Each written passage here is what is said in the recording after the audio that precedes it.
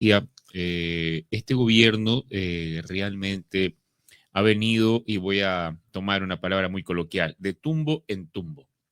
En tumbo porque recordemos que el antes de llegar a la presidencia, donde las cuales hubieron un sinnúmero de ofrecimientos populistas, ofrecimientos de campaña, donde prometió un sinnúmero de cambios gubernamentales, especialmente en el hecho de que se iba a enmarcar en no subir tributos, en no subir impuestos. Recordemos que también tuvo una reunión bastante importante con el Frente Popular, con el FUT, con todos los sindicatos y las organizaciones de la clase obrera, donde manifestó pues abiertamente de que no se iban a afectar los derechos de los trabajadores, que no iba a haber regresión de derechos.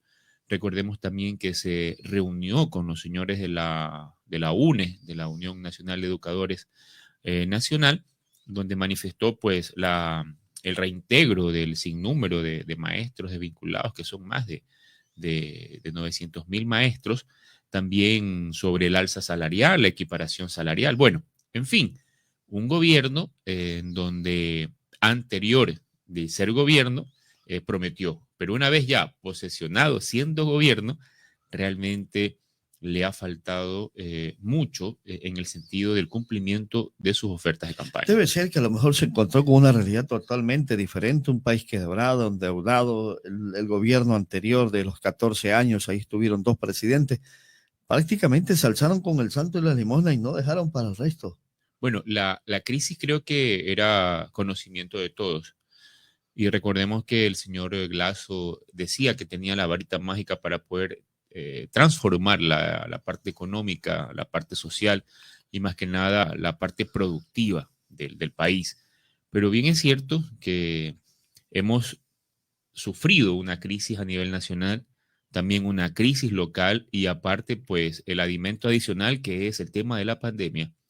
Pero yo creo que los errores que ha cometido este gobierno ha sido más el sinsabor que hemos tenido los ecuatorianos, como por ejemplo la presentación de la reforma al Código del Trabajo. Recordemos que ahí habían un sinnúmero de articulados que iban en contra de las luchas y de las conquistas impulsadas por toda la clase obrera. Y aquí nosotros recuérdese que debatimos ese tema de cómo puede ser posible que si no se justificaba una falta, el empleador tenía toda la potestad de poder separarlo por medio de un visto bueno y aparte de eso, el trabajador tenía que indemnizar al empleador. O sea, son temitas que a la larga también van generando un debate a nivel nacional y en las provincias, en las calles.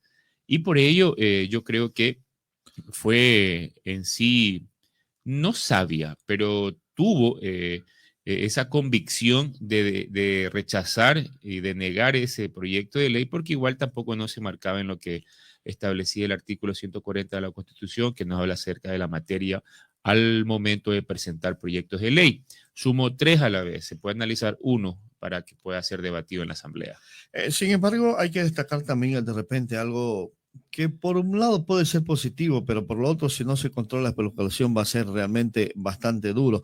El incremento salarial que no lo hizo el gobierno anterior en 14 años, no subieron el sueldo. Pero ahora se da un aumento, yo diría, con lo que no hicieron nosotros, bastante significativo, de $25, que más o menos cubriría lo que habría ofrecido él, subirlo a $500. Es decir, la meta es subir $25 por año, me imagino. Claro, ahí, por ejemplo, para mi ver, como un ciudadano más y como conocedor de un poquito del derecho, creo que esta decisión fue más política que técnica. ¿Sabe por qué le digo a mi estimado, al licenciado Abad y a usted, el estimado licenciado Fabricio? Porque ya venían un sinnúmero de cuestionamientos por la falta de palabra del presidente. Y recordemos que las organizaciones sindicales estaban ya convocando para la primera semana de enero justamente por la falta de palabra del señor Guillermo Lazo y también por otras actuaciones de este gobierno que el pueblo se siente afectado con estas medidas antipopulares, como por ejemplo el tema del proyecto tributario de desarrollo económico. Que ese entra en vigencia. Que ya entra en vigencia a partir del 1 de enero por Ministerio de la Ley. Pero bueno, ahora, sobre el tema de los $25. Mire, en particular, yo estoy en un 50% de acuerdo y otro 50% no estoy en acuerdo con ello. Como se suele decir por ahí, estoy 50-50. ¿Por qué? Está bien, se deben de subir los $25 como él ofreció en campaña, pero debería de haberse regulado o debería de haberse congelado los impuestos que suben al momento que sube el salario básico unificado. Como por ejemplo, recordemos que el salario básico unificado se rige por medio y de los incrementos, por ejemplo, a la ley de tránsito en el sentido de las infracciones. Si sube el salario básico unificado, las infracciones y las contravenciones también van a subir. ¿Significa qué? Si tú antes, por una infracción, pagabas el 15% del salario básico unificado y pagabas $60, por ejemplo, por la cuestión del cinturón de seguridad, en este momento tú vas a pagar 65. Y recuérdate que en el Código Orgánico Integral Penal, los porcentajes que lo determina el salario básico unificado fluctúan del 40, del 30, del 15, del 20% del salario básico unificado. Es decir, significa, tiene sus ventajas y desventajas. Por eso le digo, o sea, tiene sus ventajas a subir, sí, pero ¿a quién beneficia el porcentaje que sube? Claro, a la clase obrera, pero ¿a quién no beneficia cuando se rigen, por ejemplo, las multas y las sanciones por medio del salario básico unificado? A esto se suma el impacto de los productos de primera necesidad que se elevan. Es que ahí yo voy. Otro porcentaje que sube, porque sube el salario básico unificado, las pensiones alimenticias. También suben. ¿Qué también suben? Los impuestos. El agua, la luz, también suben porque se rigen al salario básico unificado.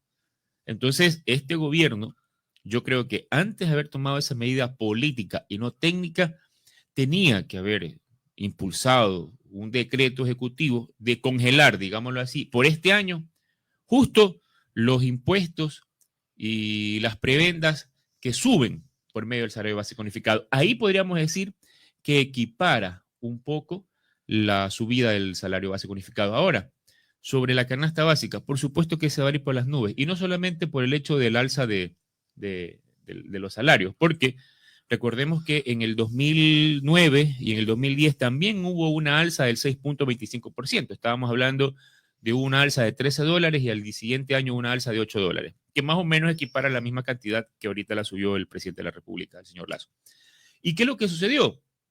Las empresas privadas tuvieron que despedir personal porque no les alcanzaba para cubrir el gasto del salario básico, por un lado. Y por el otro, cuando se suben, por ejemplo, las tasas, los impuestos, cuando no existen beneficios a las empresas, lo que va a suceder es que el recargo del producto que estas empresas laboran, se la van a recargar es a quién, al usuario. Así es, todo pasa al usuario, todo.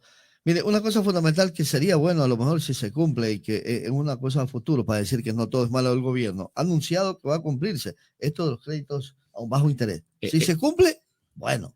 Complementa, pero como le digo, se debe de actuar, sí, políticamente, pero también se debe de actuar técnicamente y acorde a la realidad de un pueblo que necesita primero trabajo.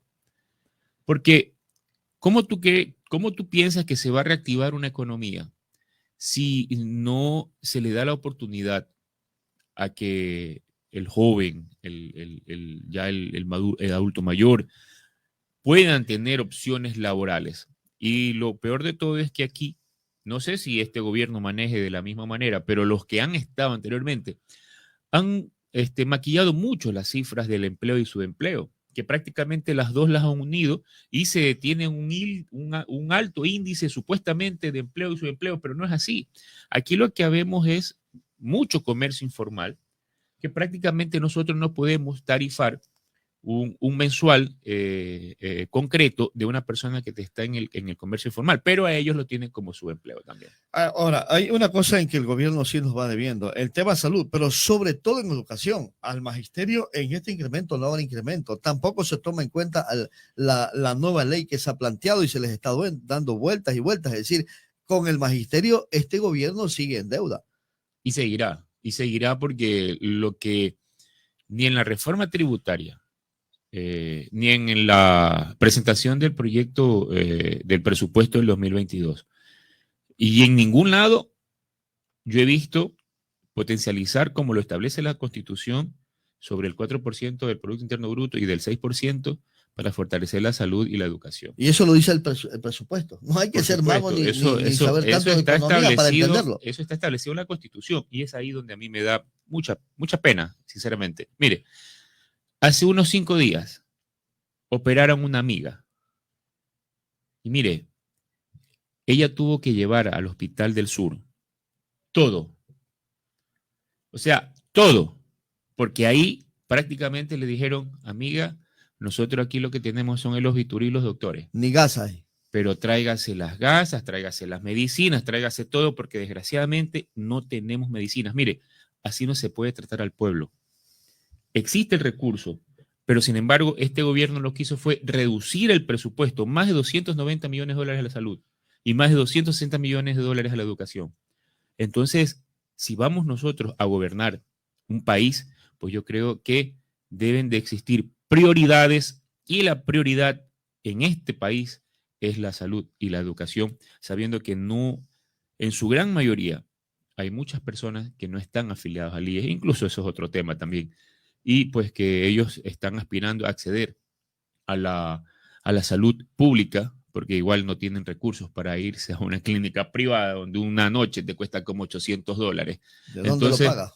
Entonces, yo creo que deben de haber prioridades y este gobierno debería atender las necesidades más imperiosas que tiene el Ecuador. Por lo que se ha planteado y por lo que se manifiesta y a las claras se puede ver un panorama no muy alentador para el 2022. 2022, lo que yo he leído en las noticias, se vienen marchas, se vienen un sinnúmero de actividades y recordemos que también es un año político, recordemos que las elecciones son en el 2023 y prácticamente todo este año, el 2022, van a aparecer candidatos, van a aparecer un sinnúmero de activistas políticos tratando de